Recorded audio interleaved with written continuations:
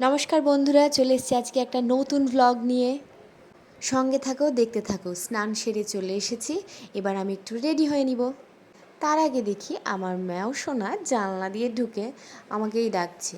ওর কিন্তু সাহস হয় না, জানি না কেন। আমি থাকলে ওই জানলা দিয়ে ঢুকে ঠিক আমাকে ডাকবে, তারপর নিজেই চলে যায়।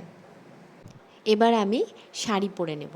আজকে মনে হলো কেন জানি না একটু শাড়ি পরে নিই।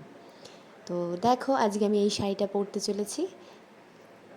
তো দেখতে পাচ্ছ শাড়ি তো পরা হয়ে গেছে। এবার শাড়ি পরে একটু দেখছি, অনেক দিন পরে শাড়ি পরলাম। যাই হোক, সবসময় তো আর শাড়ি পরা হয় না। এইবার আমি পুজোর জোগাড় করছি, ওখানে ধুনুচি নিয়ে চলে এসেছি। এবার সব কিছু তো দেখানো সম্ভব না, তার মাঝে মাঝে ছোট্ট ছোট্ট ক্লিপ নিয়ে ওখানে গোপাল সোনাদের ভালো মতো সেবা দিয়ে আমি এবার পুজো সেরে নিচ্ছি। এবার তোমরা বলবে, আরে গোপাল সোনা কোথায়? ওই দেখো, এখানে আমার গোপাল সোনারা বিরাজ করছে। তাদের সেবা দিয়ে পুজো করে এবার আমি পুজোটা সম্পন্ন করলাম। জানি না কেন দিনের শেষে এই কাজটা করতে আমার ভীষণ ভালো লাগে। মন থেকে একটা শান্তি ফিল করে থাকি।